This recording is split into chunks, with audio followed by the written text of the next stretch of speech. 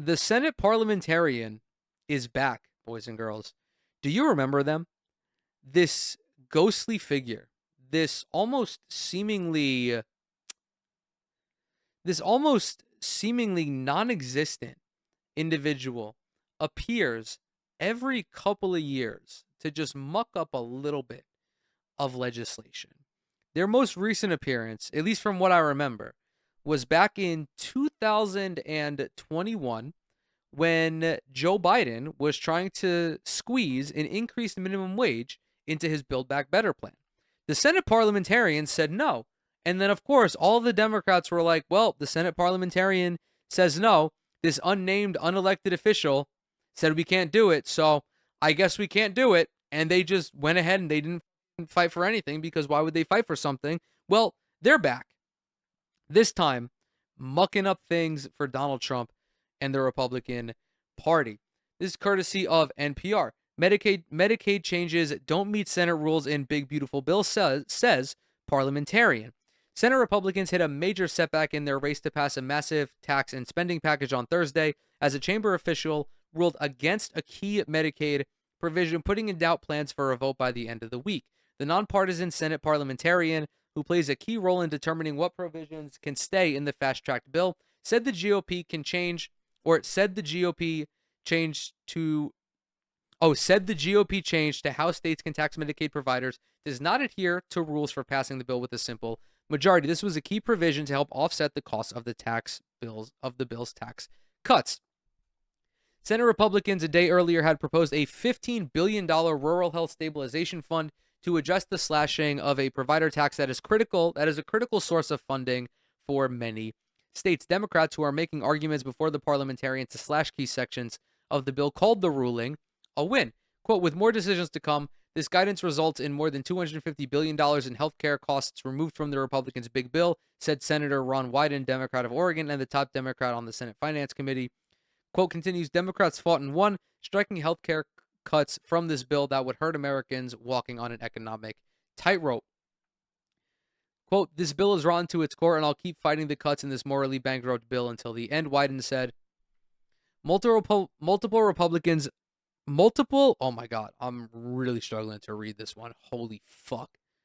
Multiple Republican officials familiar with the discussions told NPR that Republicans will continue to rework some provisions to address the parliamentarians' guidance. Republicans are also downplaying the significance of the setback and the framing by Democrats. Here's the thing, guys. If this takes too long, which it probably will, Donald Trump will go to Mike Johnson and say, pick a new parliamentarian. What the fuck are you doing? Donald Trump is adamant about this bill being passed by July 4th. He wants this shit done immediately. He so desperately wants a visible W because his administration has been so trash right now. If it takes too long, they will just simply replace the parliamentarian because you can do that. And people have done it before. They did it in 2001. George Bush did in 2001. And that's why it was so fucking maddening when the Democrats were like, oh, the parliamentarian said we can't do it. I guess we can't do it. Bitch, just get a new one. Like, what the fuck do you mean? Get it? Like, I'll be the Senate parliamentarian and pass $15 minimum wage. What the fuck? But this is the difference between Democrats and Republicans. Republicans will do whatever they want to get what they want. Democrats won't do fucking anything to get what they want. They'll just sit there and bitch and fucking moan and be the goddamn losers that they are. Medicaid provisions have been among the most complicated provisions to negotiate in the bill. One issue is a directive Senate Republicans added that states cut and freeze the tax they impose on Medicaid providers from the 6% in the House bill down to 3%, effectively having the amount that states will receive in tax revenue from those providers. Critics say the change will result in major challenges for rural hospitals that rely on that money because it becomes part of a big pot of tax revenue for states that plays into the complex formula that determines how much federal funding is received as part of the joint program run with states. Red states are poorer than blue states. They generate less state revenue, therefore they receive more federal tax revenue. This will disproportionately affect people who live in red states because the red states do not generate enough tax revenue to make up the difference. New York, California, Massachusetts, I believe the only red state that doesn't receive more in federal income tax than it sends is Utah. All of those states will be able to weather it, but Kentucky, Louisiana, states that have 35, 40, 45% of people on Medicaid, there will be serious fucking ramifications. And again, people are going to fucking die because of this. The Republican Party is going to kill people with this budget bill. Other provisions were flagged by the parliamentarian, including one barring Medicaid from covering gender-affirming care and denying coverage to some Medicaid recipients who are not citizens.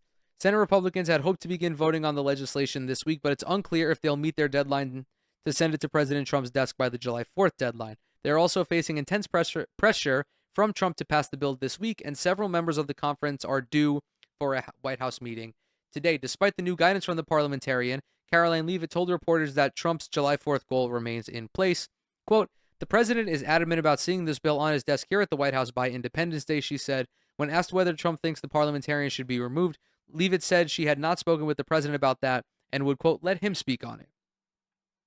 Quote, "He knows this is part of the process in the inner workings of the Senate. He remains very much engaged in these conversations and in this process with lawmakers in both the Senate and the House side, and the whole White House does as well. The stakes are high for both Trump and the Republicans, given that the legislation carries the bulk of the president's domestic agenda. The GOP leaders have struggled. That's not right. To resolve major sticking points, while Senate committee leaders have made several significant changes to the bill in recent days, the issue of funding for rural hospitals emerged as a major roadblock. Again, because the representatives in these rural districts know that their constituents are going to be adversely impacted by this. The new Medicaid language was added to the House-passed bill in the Senate, drawing objections from Senators Susan Collins, Josh Hawley, Tom Tillis. On Wednesday, the Senate Finance Committee put out the Compromise Stabilization Fund that would direct $15 billion over a 5-year period to states in need. However, that fell short of what other senators say was needed. Collins has said that the fund needed to be closer to $100 billion. Holy fuck, that's a huge gap. And warned colleagues from racing to a vote this week without carefully resolving the issue. Hawley has argued the Senate changes would force drawn-out negotiations with the House, delaying final passage of the legislation. Tillis, who is running for re-election in 2026, served in the state house in his home state before coming to Congress and warned states wouldn't be able to make up the gap in funding due to the new cuts in the bill. Tom Tillis, by the way, representative of North Carolina. After the GOP conference discussed the setbacks from the parliamentarian during a luncheon on Thursday, Hawley said leaders are reconsidering their options. Quote, "I think the Senate leadership is trying to decide what direction exactly they want to go in, but when asked for more details, Hawley wasn't sure." Quote, "I don't think they know. It sounded to me like it was very fluid." Senator John Hoeven, North Dakota, told NPR that he believes there is a path to keeping a provider tax in the spending bill. The parliamentarian had a technical issue with it, and we've got a technical response, he said, although he did not specify what was modified. Yeah, because he's just going to go there and be like, get this fucking guy the fuck out of here. Like, who's this fucking nerd telling us, who's this nerd bringing logic to a vibes party? Get him the fuck out of here. He's like, I want my constituents not to have health care. What the fuck do you mean? We think it'll be addressed. It could change timelines a little bit, so you may see some change to it, but generally we think it was a technical issue with a technical fix. Hoeven also said he believes the floated stabilization fund for rural hospitals will be upwards of $15 billion. Senate GOP leaders are also waiting for a determination of whether major tax provisions in the bill meet the strict rules for what can be included. The parliamentarian is still reviewing those elements to make sure each has a direct impact on the budget, among other regulations. Several other provisions in the House version, such as one barring nationwide judicial injunctions, had already been cut in that review. What the fuck? That's crazy. One barring nationwide judicial injunctions. So basically just like circumcise the judicial system.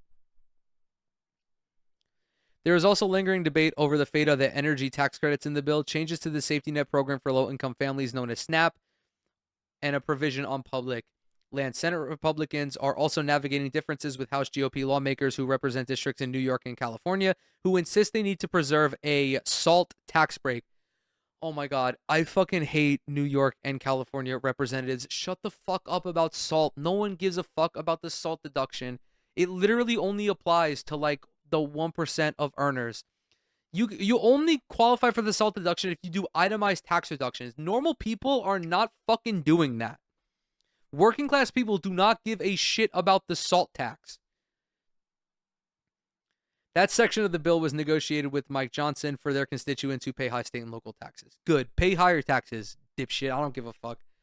Senate Majority Leader John Thune can only afford to lose 3 GOP votes in order for the bill to pass. Fiscal hawks in the Senate, such as Ron Johnson and Rand Paul, have raised concerns about new deficit spending, and could both potentially vote against the plan as a result. However, even if Thune is able to resolve all of the issues in the chamber, several different factions of House Republicans are warning they will oppose the latest bill at the merging from the Senate. Thune has repeatedly called Trump the closer for massive legislation, and he's betting political pressure from the White House will force Republicans to back the package. I'm thinking of Marjorie Taylor Greene, who was like, I didn't bother to read the bill, but if I did, I wouldn't have sent it to the Senate. Like, bitch, that's your fucking job. You're a congressperson. You're supposed to read the goddamn bill. Every day that passes is one wherein I hope that this legislation just flounders spectacularly, because it will be such a fucking disaster for lower and middle income earners, almost to an indescribable degree. And that is on top of the further harm that would befall marginalized communities, specifically immigrant communities, who would be further subjected to even harsher treatment from ICE